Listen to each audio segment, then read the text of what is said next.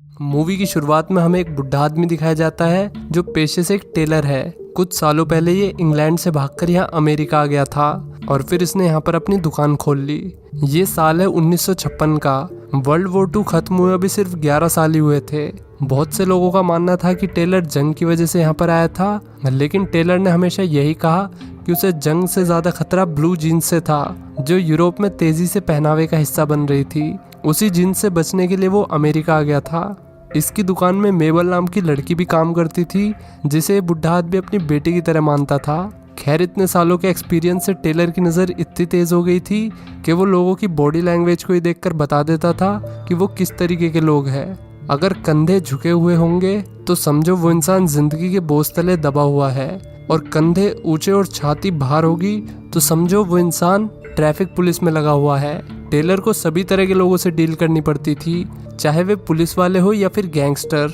हर कोई एक शानदार सूट की तलाश में इस तक पहुंच ही जाता था, लेकिन सभी लोग यहाँ सूट ही सिलवाने नहीं, बल्कि कुछ लोग यहाँ पर खुफिया लेटर भी छोड़ने आते थे और कुछ लोग उस लेटर को रिसीव करने। जैसे कि ये 2 बंदे, इनमें से एक का नाम है रिची और दूसरे का फ्रांसिस। रिची बॉयल गैंग के बॉस का बेटा है और फ्रांसिस गैंगस्टर बॉस का सबसे वफादार आदमी, क्योंकि उसने बॉस की जान बचाने के लिए 6 गोली खाई थी पैरासीटामोल की।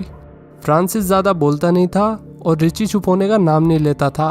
खैर, फ्रांसिस को एक इम्पोर्टेंट लेटर मिल गया और फिर उसने टेलर को बाहर निकालने का इशारा किया। रिची ने फिर टेलर को बाहर जाने के लिए कहा। ये काफी बेइज्जती वाली बात थी कि 2 नौसिखिए टेलर की दुकान में उसी को ही बाहर जाने का ऑर्डर दे रहे हैं, लेकिन बेचारा बुढ़ा आदमी कर ही क्या सकता है, इसलिए वो चुपचाप बाहर आ गया। यहाँ टाइम पास के लिए वो मेबल से बात करने लगा। बातों बातों में उसे पता चला कि मेबल बहुत जल्द यहाँ से जाने वाली है। वो पेरिस जाना चाहती थी ताकि शहर की बुरी यादों से वो अपना पीछा छुड़ा सके। असल में मेबल का बाप भी बॉयल गैंग का मेंबर था। उसने मेबल के साथ बहुत गलत किया और फिर एक दिन बिना अपनी जिम्मेदारियां निभाए मर गया। इस बात से मेबल अंदर तक टूट गई थी। उसे नफरत थी इस जगह से, क्योंकि यहाँ गैंग्स और गैंगस्टर्स भरे पड़े थे। तभी फ्रांसिस और रिची बाहर आ गए। रिची ने जाने से पहले मेबल को बाय बोला। इससे बुढ़ा समझ गया कि इनकी कुछ तो खिचड़ी पक रही है।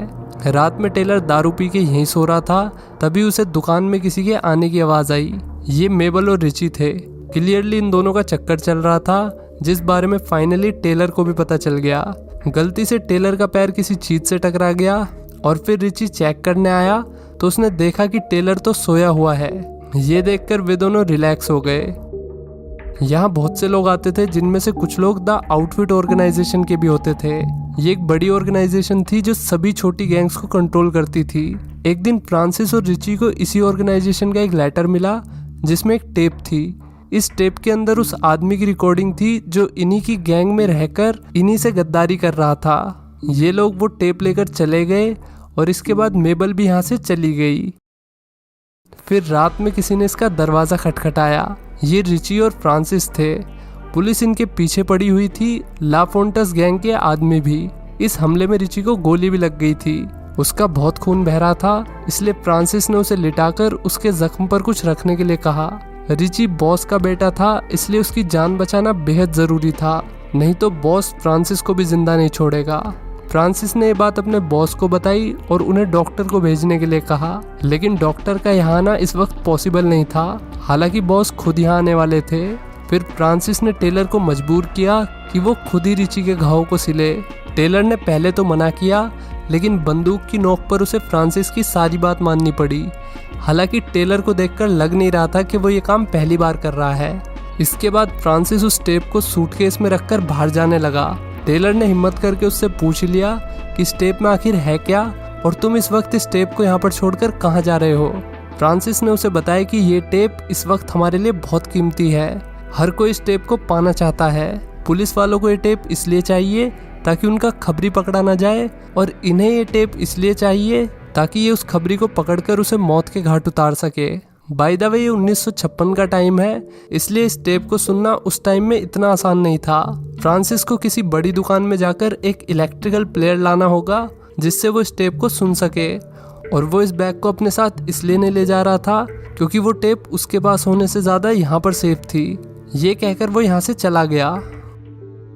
अब उसके जाने के बाद टेलर बड़ा रिलैक्स होकर सुट्टा मारने लगा। तभी रिची वहाँ पर आ गया। उसे अब पहले से बेहतर महसूस हो रहा था। वैसे तो रिची बदतमीज किस्म का इंसान है, लेकिन आज उसने टेलर को थैंक यू बोला क्योंकि वो इस वक्त टेलर की वजह से जिंदा था। वो बुढ़े के पास आकर बैठ गया और उनके बीच कुछ पुरानी बातें होने लगी। जैसे कि टेलर जब कुछ सालों पहले शहर में आया था तब उसका पहला ग्राहक और कोई नहीं बल्कि रिची का बाप ही था। तब से ही टेलर गैंगस्टर बॉस के लिए एक फैमिली टेलर की तरह काम करता है। वो इन लोगों के लिए ब्रांडेड सूट सिलता था और इनकी औरतों के लिए सलवार। इन्हीं अच्छी बातों के बीच खबरी की बात छिड़ गई। रिची हर हाल में उस खबरी को पकड़ना चाहता था।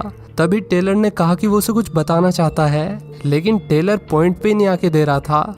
तो रिची को गुस्सा आने लगा। तो टेलर ने बताया कि जिस खबरी की आप तलाश कर रहे हो वो और कोई नहीं बल्कि मैं ही हूँ। ये सुनते ही रिची की सांस अटक गई और अगले ही पल वे दोनों जोर जोर से हंसने लगे। चचा, ऐसे प्रैंक करोगे तो एक दिन मारे जाओगे। अब रिची ने टेलर से पूछा कि वो इंग्लैंड से यहाँ क्यों आया। तो टेलर ने उसे वही ब्लू जींस वाली कहानी सुनाई, लेकिन हकीकत में ये कहानी सिर्फ एक कहानी थी।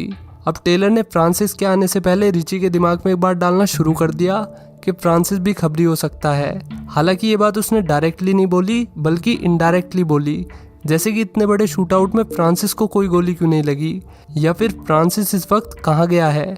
वो सेम फ्रांसिस के आने के बाद उसके भी कान भरने लगा कि मास्टर रिची आपके बारे में उल्टा सीधा बोल रहे थे। उन्हें शक है कि आप ही वो खबरी हो। कुल मिला के टेलर ने दोनों में चाबी भर दी थी और उसने इतने प्यार से चाबी चलाई थी कि उन दोनों को पता भी नहीं चला। अब रिची और फ्रांसिस आमने सामने आ गए।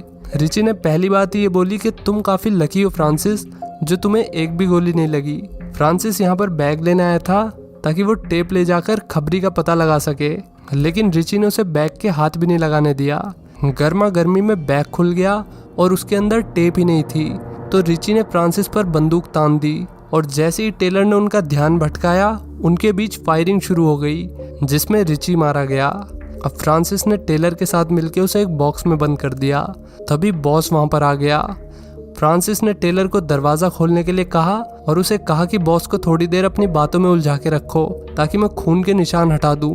जब तक बॉस अंदर आया उसने फ्लोर को एकदम साफ कर दिया था। बॉस ने पहले तो उसका हालचाल पूछा और फिर अपने बेटे के बारे में पूछा। तो फ्रांसिस ने उसे कह दिया कि रिची तो कुछ देर पहले निकल गया है। उसने बॉस को पट्टी बढ़ा दी कि रिची ने उसकी एक भी बात नहीं सुनी और वो अकेले यहाँ से चला गया। बॉस को ये बात कुछ हजम नहीं हुई, हालांकि उसे वैसे भी कुछ हजम नहीं होता था, लेकिन ये बात तो काफ़ी अजीब थी क्योंकि रिची के गोली लगी हुई थी और बाहर पुलिस भी उन लोगों को ढूंढ रही थी। ऐसे में यहाँ से अकेले बाहर जाने का कोई सेंस ही नहीं बन रहा था। फिर भी उसने फ्रांसिस की बात पे यकीन कर लिया क्योंकि एक टाइम पे फ्रांसिस ने उसके लिए 6 गोली खाई थी। अब बॉस ने फ़ोन करके अपने आदमियों को काम पे लगा दिया। इधर बॉस का आदमी उसी बॉक्स पर बैठ गया जिसमें रिची की लाश पड़ी हुई थी। ये देखकर फ्रांसिस के चेहरे पर 12 बज गए। उसे डर था कि बॉस को रिची के बारे में पता चल जाएगा और फिर बॉस का यह आदमी अपनी शॉटगन में से सारी गोलियां उसके अंदर उतार देगा। इसलिए फ्रांसिस ने बॉस को यहाँ से चलने के लिए कहा। उसने बॉस को सुझाव दिया कि उन्हें रिची को ढूंढना चाहिए, यहाँ बैठने से काम नहीं चलेगा। लेकिन बॉस ने उसे अकेले जाने के लिए कहा क्योंकि बॉस के आदमी का कॉल यहीं पर आने वाला था, इसलिए उसने यहीं रुकने का फैसला किया। फ्रांसिस का पासा उसी पे उल्टा पड़ गया। इसके बाद टेलर और गैंगस्टर बॉस के बीच काफी सारी बातें हुई। यहाँ जो कुछ भी हुआ था टेलर ने उसके बारे में बॉस को कुछ नहीं बताया, लेकिन जब बॉस ने रिची का कोट टंगा हुआ देखा तो उसने टेलर से एक ही सवाल पूछा कि दिसंबर की ठंड में रात के 1 बजे कोई बिना कोट के कैसे बाहर जा सकता है। टेलर पर इसका कोई जवाब नहीं बना और फिर मजबूरी में वो सच्चाई बताने ही वाला था। तभी फ्रांसिस मेबल को लेकर यहाँ पर आ गया। उसने कहानी बनाई कि मेबल ही वो खबरी है और वो सब जानती है। यहाँ से रिची उसी के पास गया था, ऐसा फ्रांसिस ने कहा। बॉस को उसकी बात पर यकीन भी हो गया क्योंकि मेबल भी यहीं दूसरी गली में रहती थी और अगर रिची बिना कोट के बाहर जाएगा तो ज़रूर वो पास में ही कहीं गया होगा। टेलर ने लड़की को बचाने की कोशिश की लेकिन उसकी कोशिश काम नहीं आई। वे लोग मेबल से बात निकलवाने के लिए बल का प्रयोग करने लगे। फ्रांसिस ने अपने ऊपर से बात हटाने के लिए मेबल को बलि की बकरी बना दिया। ये देखते हुए टेलर को कुछ फ्लैशबैक्स दिखने लगे। इसके बाद वो यहाँ से जाने लगा लेकिन फ्रांसिस ने उसे जाने नहीं दिया। टेलर मेबल के साथ ये सब होते हुए नहीं देख सकता था। उसने बताया कि वो इंग्लैंड से यहाँ इसलिए नहीं आया था क्योंकि वहाँ ब्लू जींस आ गई थी, बल्कि वहाँ उसकी वाइफ और एक बेटी थी जो एक दिन दुकान में आग लगने की वजह से मारी गई। टेलर फिर से अपनी जिंदगी की शुरुआत करने के लिए यहाँ पर आया था। ये सुनकर मेबल भी इमोशनल हो गई। तभी फोन की घंटी बजी और टेलर ने फोन रिसीव किया। उसने बताया कि ये कॉल मास्टर रिची का था, उनके पास टेप भी है और वे 31 स्ट्रीट पर आपका इंतजार कर रहे हैं। ये सुनकर फ्रांसिस गधों की तरह देख रहा था, क्योंकि वो तो जानता है कि रिची तो अंदर बॉक्स में पड़ा हुआ है। उसने बॉस को रोकने की कोशिश भी की, लेकिन बॉस नहीं माना और फिर फ्रांसिस ने कहा कि उसे यहीं रुकना चाहिए ताकि वो इन दोनों पर नजर रख सके। बॉस के जाने के बाद फ्रांसिस ने इन्हें अपने निशाने पर ले लिया, लेकिन टेलर ने उसे शांत होने के लिए कहा, क्योंकि मेबल उसके बहुत काम आने वाली थी। फ्रांसिस कुछ समझा नहीं, तो टेलर ने बताया कि मेबल ही खबरी है और वो FBI और ला फोन्टेस के लिए काम करती है, इसलिए वो रिची के साथ रिलेशनशिप में आई ताकि उसके थ्रू वो बॉयल गैंग की जानकारी FBI और ला फोन्टेस को दे सके। लेकिन द आउटफिट ऑर्गेनाइजेशन ने मेबल का पता लगा लिया और वे उसके खिलाफ टेप में एक सबूत दे गए। अब लड़की ने अपना असली मकसद बताया कि वो इस शहर के गैंगस्टर्स को सलाखों के पीछे देखना चाहती है। इन्हीं गैंग्स की वजह से उसका बाप मारा गया और उसका बचपन बर्बाद हो गया। तो ये मेबल के बदला लेने का तरीका था। वो टेप भी टेलर के पास ही थी। अब टेलर ने दो बातें रखी, या तो मेबल इसी वक्त ला फोन्टेस को कॉल करके बॉस की लोकेशन बताएगी ताकि बॉस का किस्सा खत्म हो सके, या फिर बॉस को जब रिची के बारे में पता चलेगा तो वो इन सबको मार देगा। अगर बॉस मर गया तो उसकी जगह गैंग का नया बॉस फ्रांसिस बन जाएगा। टेलर ने उसे अच्छे से मैनिपुलेट कर दिया और फिर लड़की ने कॉल करके बॉस की लोकेशन बता दी और फिर ला फोन्टेस को यहाँ बुला लिया ताकि वो उससे टेप के बदले पैसे ले सके। ला फोन्टेस के आते ही फ्रांसिस पीछे छुप गया। उसने लड़की को इशारा करने के लिए कहा ताकि वो ला फोन्टेस को मारकर बिना किसी डर के गैंग का बॉस बन सके। लेकिन ला फोन्टेस से पैसा लेने के बाद टेलर ने उसे बता दिया कि अंदर एक आदमी छुपा हुआ है। फ्रांसिस टेलर के जाल में फंस गया। सबने एक दूसरे पर बंदूक तान रखी थी। तभी टेलर ने ला फोन्टेस को रिलैक्स होने के लिए कहा। उसने बताया कि मैंने पहले फ्रांसिस की बंदूक में से सारी गोलियां निकाल दी है। ये सुनते ही फ्रांसिस का ध्यान भटका और ला फोन्टेस के आदमियों ने उसे मौत के घाट उतार दिया। अब यहाँ पर पता चलता है कि सब प्लान टेलर का ही था।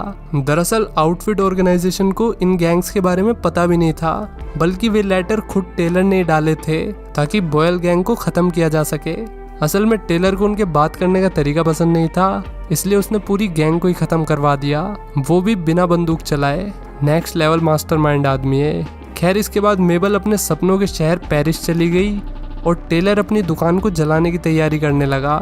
वो आग लगाकर यहाँ से निकल ही रहा था, तभी फ्रांसिस ने उस पर गोली चला दी। ये हरामी अभी तक जिंदा है। उसकी गन में सिर्फ एक ही गोली थी जो टेलर के हाथ को छूकर निकल गई। अब फ्रांसिस चाकू लेकर उसके पीछे पड़ गया। बचते बचते भी वो एक जगह पर आकर फंस गया।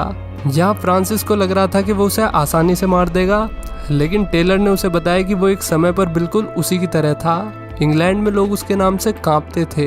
वो एक बड़ी गैंग का बॉस था, लेकिन जब उसे हेलन मिली तो उसने गैंग को छोड़ने का फैसला किया और फिर उसकी बेटी लिली भी पैदा हो गई। ऐसा कहा जाता है कि आप अंडरवर्ल्ड की दुनिया को छोड़ सकते हो, लेकिन अंडरवर्ल्ड आपको कभी नहीं छोड़ेगा। ऐसा ही कुछ टेलर के साथ हुआ। दूसरी गैंग के लोगों ने उसके घर में आग लगा दी, जिसमें उसकी बीवी और बेटी मारी गई। हालांकि टेलर ने उनका बदला ले लिया, लेकिन बदला लेने के बाद भी उसकी जिंदगी में रद्दी भर भी सुकून नहीं आया। उसी सुकून की तलाश में वो गैंगस्टर से टेलर बन गया। इसके बाद फ्रांसिस ने उस पर हमला कर दिया, लेकिन टेलर बहुत खतरनाक आदमी था। उसने 2 सेकंड में फ्रांसिस का गेम बजा दिया और फिर अपना सामान लेकर यहाँ से निकल गया। तो दोस्तों, कैसी लगी ये वीडियो कमेंट करके बताओ और वीडियो को लाइक और चैनल को सब्सक्राइब करना ना भूले। मिलते हैं नेक्स्ट वीडियो में। Till then take care, bye bye.